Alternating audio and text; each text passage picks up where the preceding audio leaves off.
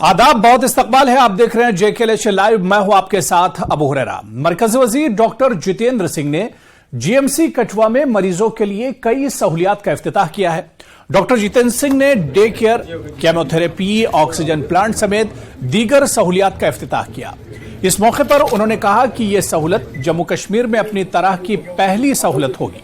उन्होंने यकीन दिलाया कि आने वाले दिनों में सहूलियात में मजीद इजाफा किया जाएगा।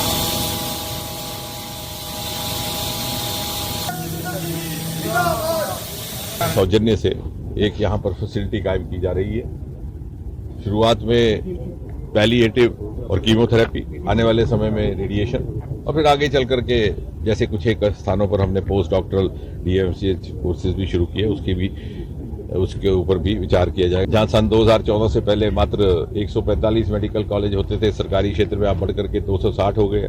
एम्स भी बढ़ गए, 16-17 से अधिक हो गए।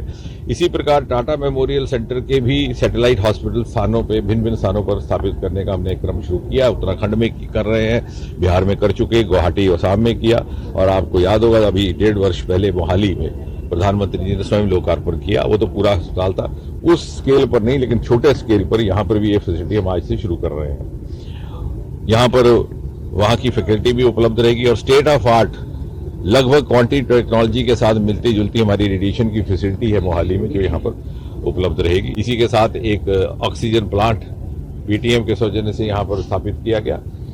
कोविड के दौरान ये ध्यान में आया था कि कभी कभी एकदम ऑक्सीजन की डिमांड बढ़ जाती है, तो उसकी पूर्ति करने के लिए लोगों की कुछ समय तक मांग थी कि अब वो जमाना जाता रहा जब जेब से पैसे लगते थे कि ATM का हो, पर JK बैंक के ताबून से वो भी आज यहाँ पे स्थापित हो रहा है। लेकिन ये जो कैंसर के उपचार की शुरुआत है, मुझे लगता है ये अपने में एक उदाहरण पूरे के पूरे क्षेत्र के लिए रहेगा। बहुत सारी हमारी ऐसी डिस्पेंसरीज हैं और PHCs हैं जहाँ पर डॉक्टर उपलब्ध नहीं है। हमने इसका जब चर्चा की तो कहा गया कि शायद डॉक्टर्स की कमी है उनके पास, लेकिन जहां तक ये कैंसर की फैसिलिटी का संबंध है, हम इसके लिए कुछ टेक्नोलॉजीज वहां से भी उपलब्ध करवाएंगे, टाटा के सौजन्य से, मोहाली के हमारे अस्पताल से भी उपलब्ध करेंगे, और साथ ही साथ कुछ एक टेक्नीशियन हमने यहाँ से भेज भी दिए हैं जो आज कल में वापस लौट आएंगे प्रशिक्षण लेकर के। तो कुछ एक यहाँ के लोकल टेक्नीशियंस को भी हम स्टेट ऑफ आर्ट प्रशिक्षण ट्रेनिंग देने की व्यवस्था करेंगे।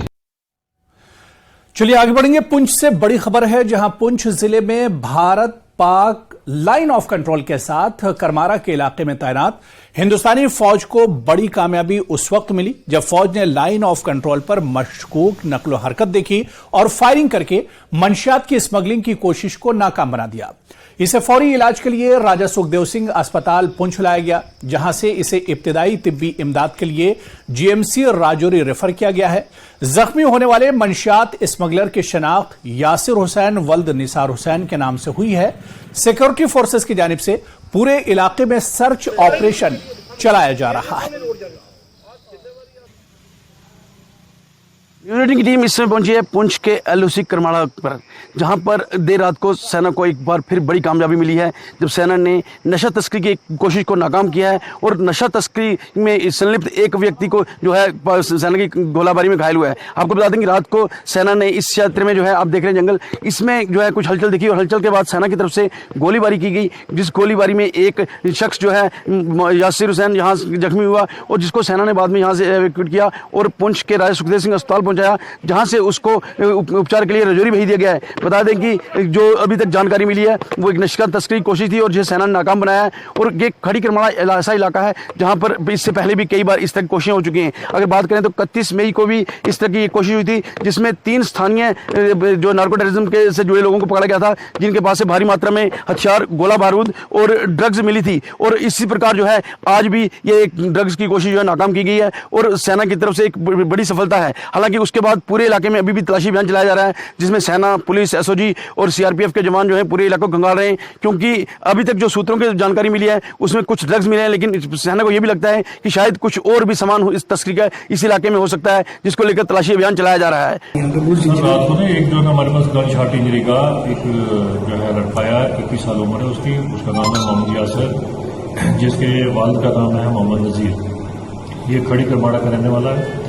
इसको गोली लगी थी, जिस्म के निचले हिस्सों में गोली लगी थी और वो शदीद जख्मी था और खून जो है ज़्यादा था उसका, जिस्म से, तो उसको यहाँ पे हमने फर्स्ट एड दे के उसको तो दवाई टीका करके जो है उसकी हालत जो है थोड़ी नाजुक थी, इसलिए उसको ना रिकवरी जो है गवर्नमेंट मेडिकल कॉलेज के रिकवरी हॉस्पिटल में उसको हमने रेफर कर दिया। चलिए आगे बढ़ेंगे। खबर बडगाम से है, जहां कांग्रेस पार्टी ने एहतजाज किया है। कांग्रेस यूनिट बडगाम के सदर इंजीनियर मुजफ्फर की क़यादत में पार्टी वर्करों ने डीसी ऑफिस बडगाम के बाहर एहतजाज किया। यह एहतजाज बढ़ती महंगाई, स्मार्ट मीटर्स और दीगर मसाइल के खिलाफ किया गया। इस दौरान कांग्रेस वर्करों ने कहा कि कश्मीर की कश्मीरी मईशत की रीढ़ की हड्डी मानी जाने वाली मेवा सनत को नुकसान पहुंचाया जा रहा है और दीगर मुल्कों की मेवा सनत को फरोग दिया जा रहा है, जिसकी वजह से इस सनत से जुड़े लोगों का नुकसान हो रहा है। मल्लिकार्जुन खड़गे जी हमारा था। ये गरीब आवाम के खिलाफ जो पॉलिसियां बन रही है उसके खिलाफ है, और जो महंगाई है उसके खिलाफ है, जो स्मार्ट मीटर है उसके खिलाफ है, जो टैक्स, जो प्रॉपर्टी टैक्स उसके खिलाफ है, और जो गरीबों को कुचला जा रहा है उसके खिलाफ है। जो हमारी यहाँ मेवा सनत है, सबसे बड़ी रीढ़ की हड्डी मानी जाती है। जो भी इनकम हमारी है, जो भी हमारा कुछ है, रीढ़ की हड्डी वो है हमारे मेवा जात, वो है सेब हमारा, उसको कुचला जा रहा है। बाहर से सेब लाए जा रहे हैं, हम उसके खिलाफ नहीं है कि आप बाहर से मत लाओ, लेकिन प्रॉब्लम यह है कि उस पर एक्साइज ड्यूटी टोटली बंद की है इन्होंने। लेकिन यहाँ के मेवा पे टैक्स, अब हमारा जो मेवा है ये बर्बाद होगा, बाहर का ही मेवा आएगा, क्योंकि उस पे कोई एक्साइज नहीं है, कुछ नहीं है। और चलिए खबर करगिल से है, जहां के संकू कम्युनिटी हेल्थ सेंटर में आयुष्मान भावा हेल्थ मेले का इनेकाद किया गया।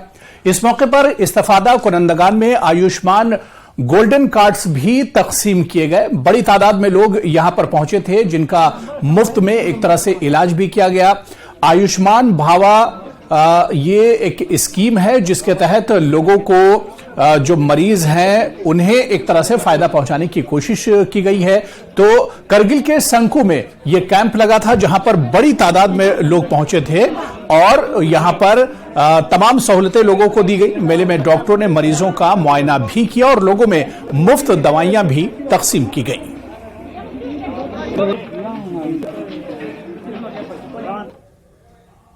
चलिए आगे बढ़ेंगे। वजीर आजम नरेंद्र मोदी के मन की बात प्रोग्राम को आज टाउन हॉल पामपोर में भी सुना गया। इसका एहतमाम बीजेपी पुलवामा की जानिब से किया गया, जिसमें पार्टी के जनरल सेक्रेटरी अशोक भी मौजूद थे और इसके अलावा पार्टी के जो दीगर कार्यकर्ता थे, जो कारकुन थे, वो भी यहां पर मौजूद थे।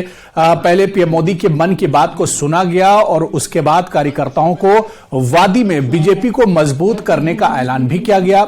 यहां पर बीजेपी के जो लीडरान हैं उन्होंने कहा कि अब पार्टी जम्मू कश्मीर में मजबूत हो रही है और एक मजबूती यहां पर मिल रही है। इस मौके पर पार्टी के जनरल सेक्रेटरी अशोक कौल ने बताया कि बीजेपी वादी में मजबूत हो रही है और आने वाले इलेक्शन में वो हर इलाके से अपने उम्मीदवार खड़े करेगी।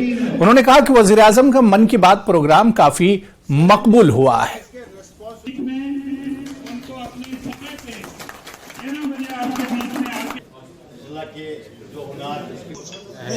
कि मोदी जी ने जो कहा है कि ना मैं खाऊंगा ना मैं खाने दूंगा, मोदी जी ने जो कहा है कि ये मेरी सरकार जो है ये गरीबों की, किसानों की, मजदूरों की, माताओं बहनों की सरकार है, उसने वो करके दिखाया है। ऐसे मोदी जी आज दुनिया के सबसे बड़े और सबसे रैंकिंग में फर्स्ट नंबर पर जो आज मोदी जी का स्थान बना है, उस स्थान को देखते हुए आज मोदी जी की मन की बात यहाँ हम सब लोगों ने इकट्ठी सुनी है। ये बड़ा गर्व का विषय। ऐसा नहीं है कि भारतीय जनता पार्टी जानकर नहीं करा रही है। अभी इलेक्शन शुरू हो जाएंगे, यूएलबी के होंगे, पंचायत के होंगे और फिर पार्लियामेंट के होंगे। पार्लियामेंट के साथ साथ असेंबली के भी हो सकते हैं। ये फैसला ये जो हमारा इलेक्शन कमीशन ऑफ इंडिया है उसने लेना है। वो जब भी फैसला लेगा, भारतीय जनता पार्टी ने कई बार बताया कि हम उस इलेक्शन के लिए बिल्कुल हर जगह भारतीय जनता पार्टी अपने कैंडिडेट्स खड़ा करेगी, यूएलबी में भी करेगी। पंचायत चूंकि पार्टी के टिकट पर नहीं होता है, इंडिपेंडेंट होता है, यूएलबी पार्टी के टिकट पर होता है। तो यहाँ जितने भी 40 यहाँ यूएलबीज हैं हमारे कश्मीर में और 37 जम्मू में है, 40 के 40 यूएलबीज में भारतीय जनता पार्टी के। रवा साल वादी के दीगर हिस्सों की तरह ही जहां पुलवामा में भी मौसमी तब्दीली की वजह से सेब की क्वालिटी कुछ हद तक मुतासिर हो रही है।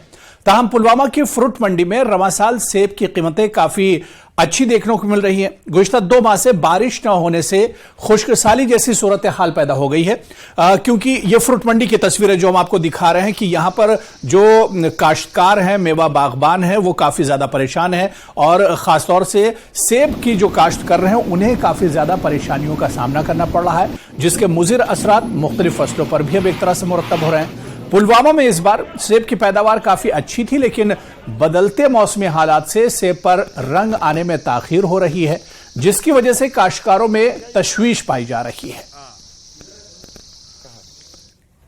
पारोस वरियस रेट कहें अस ना खाद ना वो दवा ना यह त्रुल बकाया क्या पारोस आई ना रेट कहें यमो दी 3 हाथ 3.5 4 हाथ तम पोस लग अत मजूर वालनस करनस तो बारिश की वजह से रोद ये ताव गो यह गो मतलब यह गो ये ग्रोथा गो ना खास मगर यप मार्केटस में खिच असल रेट असल मगर बहुत गुजारिश करान कि जन ग्रोवर जमींदार बॉय यूत वो तूत कर तम ग्रेडिंग असल तो रेट रोज बड़ा असल मार्केटस मज तो इंशाल्लाह उम्मीद परसों मुताबिक अगर परसों रेट निमो तेल दोगुना सा रेट आज चलान। माल का मार्केट है 1100-1200 और जो लो बैलेट का माल है उसका मार्केट है 800 से लेके 600 से लेके 1000 रुपये तक। पिछले साल के मुकाबले में इस साल मार्केट बहुत अच्छा है,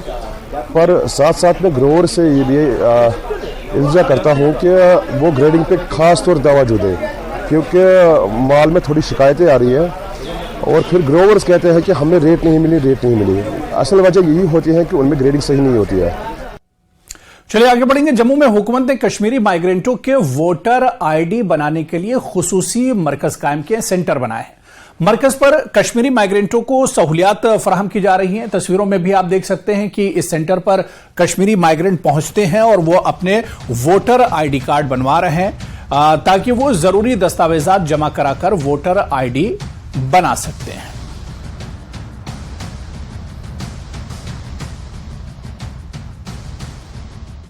इसके लिए एक ख़ास सहूलियत दस्तियाब रखी गई है मुख्तलिफ माइग्रेंट कैंप्स में, जहाँ पे जो पंचायती चुनाव होने हैं उस सिलसिले में जो वोटर लिस्ट है उस में इंक्लूजन के लिए कुछ फॉर्म्स निकाले गए हैं और उसमें काफ़ी जो माइग्रेंट्स है शमूलियत कर रहे हैं। जहाँ तक हम पंचायत चुनाव की बात करते हैं तो वहाँ पे इन फॉर्मों को उन माइग्रेंट्स को दिया गया है, जहाँ पे ये माइग्रेंट फॉर्म्स को भरेंगे और पूरी डिटेल के साथ जो भी बाकी इंक्लूजन करने हैं जो मेंबर्स हैं इसके ज़रिए सरकार तक ये पहुँच जाएगा और उसके बाद यूएलबी और पंचायत के लिए जो चुनाव होने हैं उसमें वोटर आईडीज़ उनको इजरा की जाएंगी। और जहाँ तक एपिक नंबर का सवाल है वो बिल्कुल जो असेंबली और पार्लियामेंट्री चुनाव के लिए वोटर आईडी जारी किए गए हैं उसका एपिक नंबर सेम रहेगा। हमारे साथ कुछ ऐसे माइग्रेंट हैं जिनसे हम बात करेंगे। आपका शुभ नाम? अशोकदार। डर साहब, ये जो सरकार की तरफ से ये इक़दाम उठाए गए हैं या ये कदम जो फार्म इजरा किए गए हैं और माइग्रेंट को देने के लिए, कैसे लेते हैं इन सभी चीज़ों?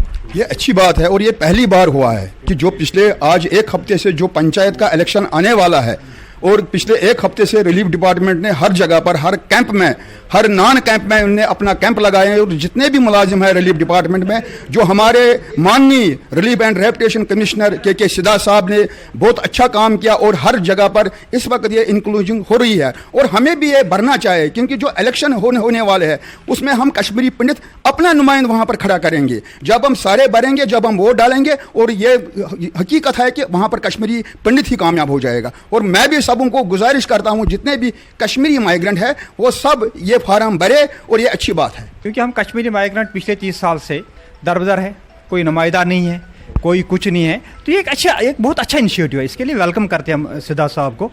तो और हर एक इंसान को जो भी माइग्रेंट है इसका इस्तेमाल करना चाहिए, क्योंकि अपना नुमाइंदा खड़ा करो, अपनी बात वो कर गवर्नमेंट के सामने रख सकते हैं। अपनी जो मुश्किलात है हमारी कम्युनिटी के, आपको पता ही है कि 30-35 साल से हम ये झेल रहे हैं कि हमारा कोई सुनने वाला नहीं है, हम बोलने वाले हैं हमारा कोई सुनने वाला नहीं है, फिर उस पर सुनवाई होनी चाहिए। तो अगर अपना नुमाइंदा हो तो उस पर फिर सुनवाई होगी, हमें होप है, होप फॉर द बेस्ट, क्योंकि कि इंसान को अपने जो और क्योंकि हमारे अधिकार भी है, हमारे राइट्स भी है कि हमें अपने वोट का इस्तेमाल करना चाहिए, अपना नुमाइंदा चुनना चाहिए, जिससे आप कल बोल सकते हैं भाई ये हमारी ये प्रॉब्लम है, ये है। क्योंकि अगर हम घरों में बैठेंगे इसका इस्तेमाल नहीं करेंगे तो हम किसको कल बोल सकेंगे। यानी ये कहना है इनका माइग्रेंट्स का कि जो भी सहूलियत दस्तियाब रखी गई हैं सरकार की तरफ से, जहाँ तक ये फॉर्म 2A की बात करेंगे, इंक्लूजन जो वोटर आईडीज़ में होगा वो काफ़ी फ़ायदेमंद साबित हो सकता है उन सभी माइग्रेंट्स के लिए, क्योंकि ये अपना नुमाइंदा चुनेंगे जो इनकी आगे मदद करेंगे, इनकी जो मुश्किलात है उनका अजाला करने के लिए। कैमरामैन आशु के साथ मैं राजेंद्र टिक्कू, न्यूज़ 18 जम्मू। और खबर इस वक्त मेंढर से है, जहां सब डिवीजन में जिला तरक्याती कमिश्नर पुंछ यासीर मोहम्मद चौधरी ने सब डिस्ट्रिक्ट अस्पताल मेंढर का दौरा किया। इस मौके पर उन्होंने जिला अस्पताल इंतजामिया से सख्त लहजे में पूछा कि आया ये CHC है या PHC। हालांकि सब जिला अस्पताल मेंढर में कई ऐसे सहूलियात दस्तयाब नहीं है जो होनी चाहिए। वाज़ेह है कि पुंछ के DC बनने के बाद ये उनका पहला दौरा है।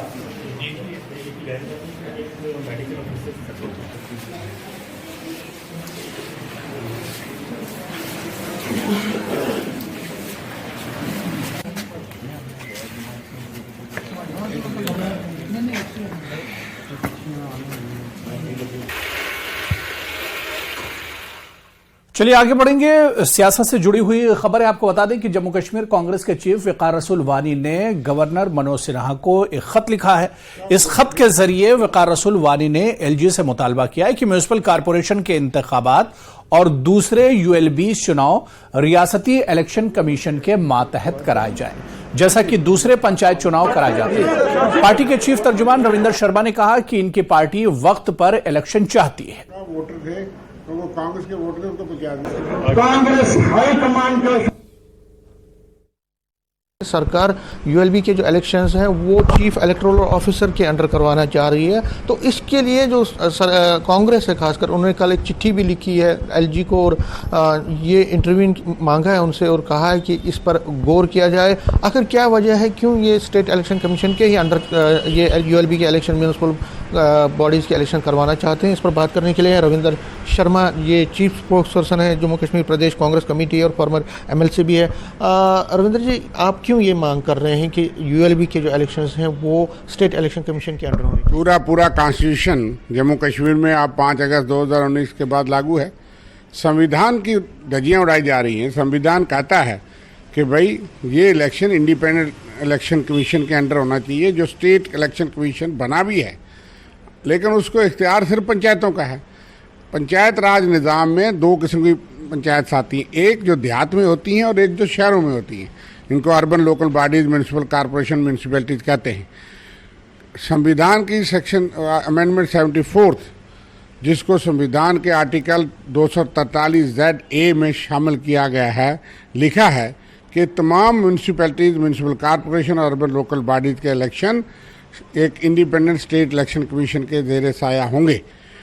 अब तो कोई बहाना नहीं है, और जो पार्टी सरकार चला रही है वो सरकार रोज़ कहती है कि हमने एक देश, एक संविधान, एक विधान, एक कानून लगा दिया। वो कानून की धज्जियां उड़ा रही है, कानून की उल्लंघना हो रही है।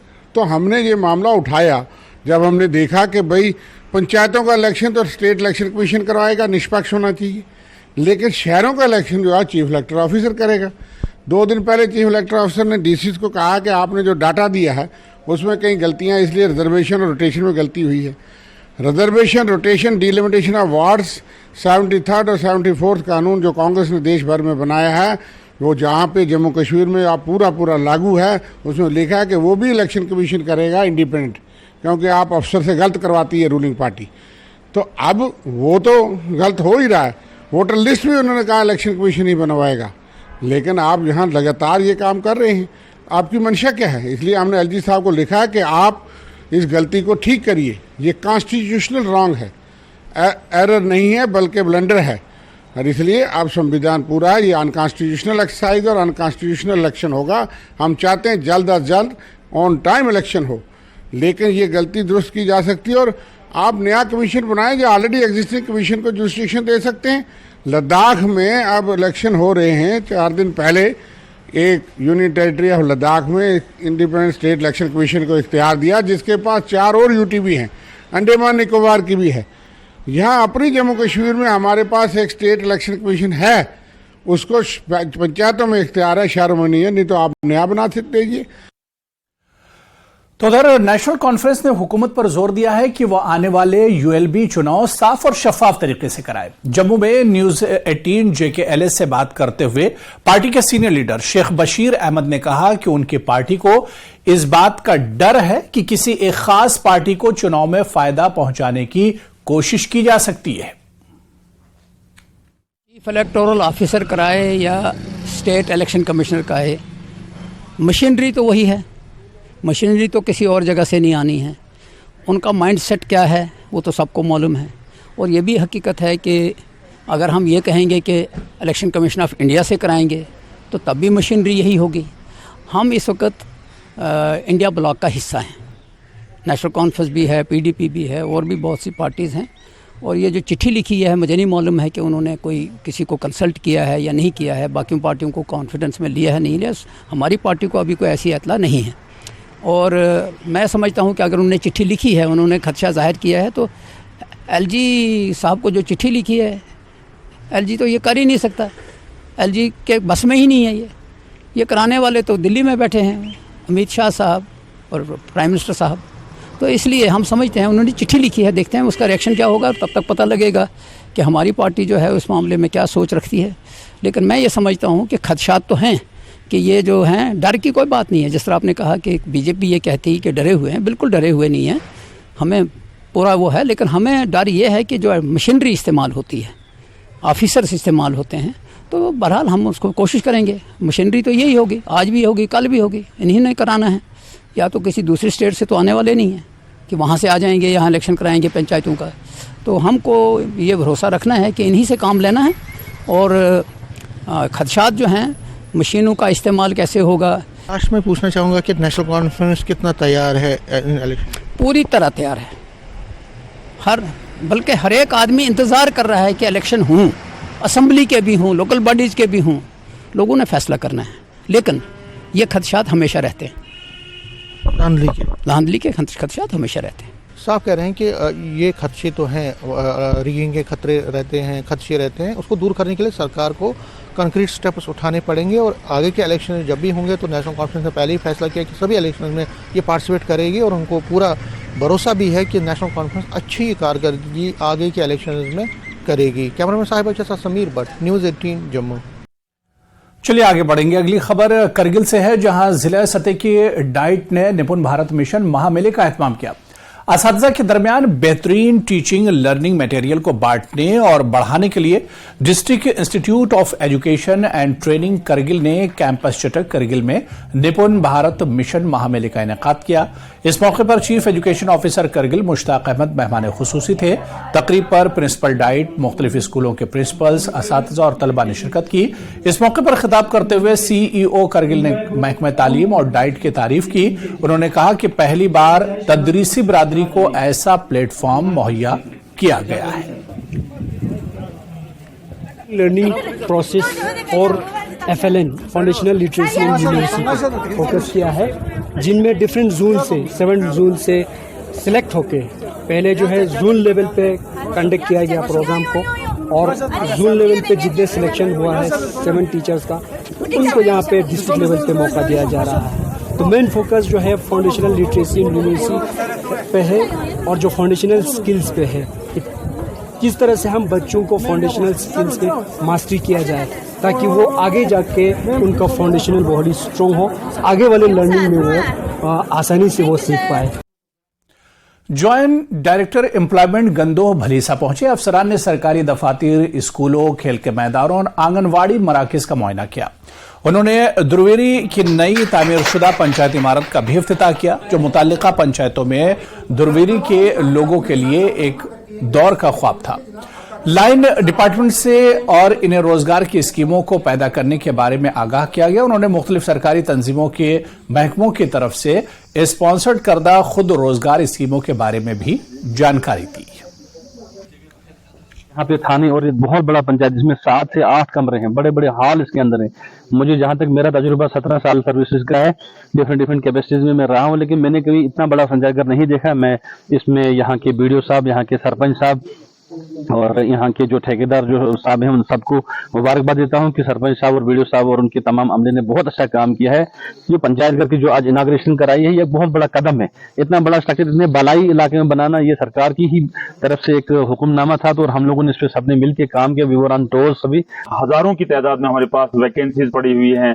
सिर्फ जो अनएम्प्लॉयमेंट यूथ है, जो बेरोजगार लोग हैं, वो सिर्फ अपने आप को ऑफिस में आके डोडा जो जहाँ डिप्टी डायरेक्टर बैठता है वहां आके अपने आप को रजिस्टर कराएं, ताकि उनका फ्यूचर जो है वो क्लीन और एक ग्रीन फ्यूचर बन सके। फिरदौस खांडे, न्यूज़ 18 नेटवर्क, द्रौड़ी।